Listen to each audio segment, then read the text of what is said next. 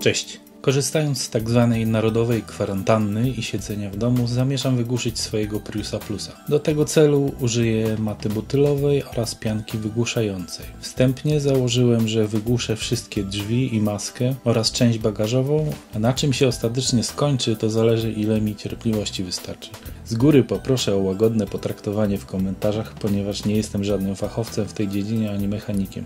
Po prostu postanowiłem całkiem amatorsko samodzielnie zrobić wytłumienie samochodu.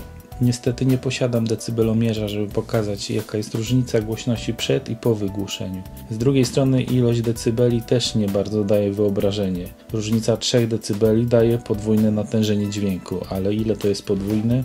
To trudno sobie wyobrazić. Ja postanowiłem nagrać dźwięk na kamerze przed i po wygłuszeniu za pomocą identycznie nastawionego mikrofonu w tej samej prędkości samochodu i w miarę możliwości podobnych obrotach silnika. Mówię w miarę, bo w Priusie to nie jest takie proste. A więc drzwi, mata butylowa wewnątrz oraz na zewnątrz.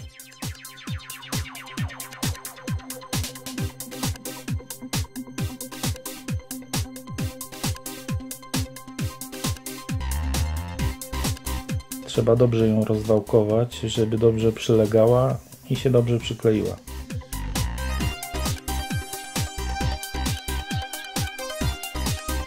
Następnie wygłuszam pianką pokrywę drzwi. W związku z tym, że boję się, że potem ta pokrywa mogłaby się nie zamknąć, postanowiłem piankę ponaklejać tylko w niektórych miejscach.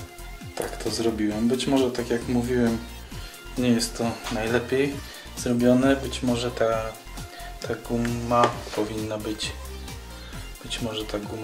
być, nie z tej strony, tylko na tą matę butylową przyklejona, ale że i tak nie wszyscy dają tą gumę, to czuję się rozgrzeszony. Chciałbym pokazać, jaka jest różnica w dźwięku pomiędzy drzwiami wygłuszonymi, a tutaj błotnikiem niewygłuszonym.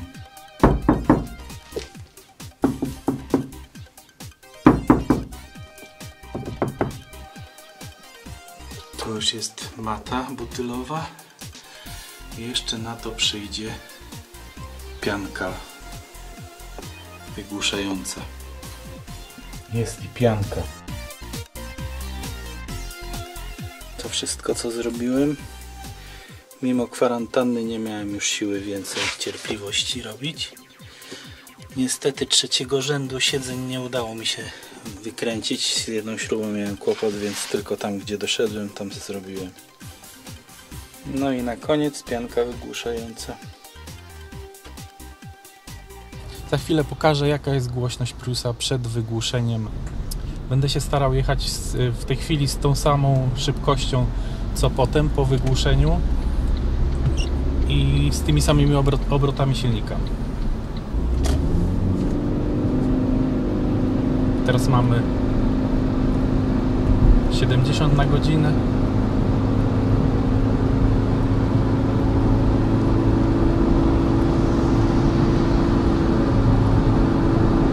I teraz mamy 100 na godzinę. I zobaczymy teraz, jak jest po wygłuszeniu.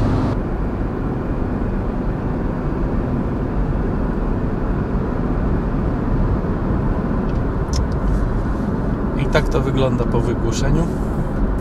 Ostatecznie wygłuszyłem jeszcze przednie nadkola, czego już niestety nie sfilmowałem. Dobrze by było jeszcze zrobić tylne nadkola i tylne błotniki. Spory efekt, myślę, uzyskałoby się przez wygłuszenie dachu. No ale już na to cierpliwości mi zabrakło. Na materiały wydałem około 400 zł plus sporo godzin własnej pracy. Samochód też jest cięższy teraz o jakieś 20 kg co najmniej. Czy warto było? Ocencie sami. Słyszeliście na pewno różnicę przed i po, aczkolwiek nie było to nagrywane tak jak na początku zakładałem w identycznych warunkach, ponieważ przed wygłuszeniem nagrywałem w deszczu, więc jakiś ma wpływ głośność kół na mokrej nawierzchni, a po wygłuszeniu niestety nie mogłem się już doczekać na deszcz, taką teraz mamy suszę w Polsce, i nagrałem w słońcu.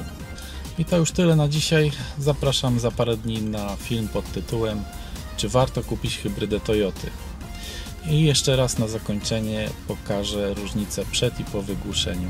Do zobaczenia!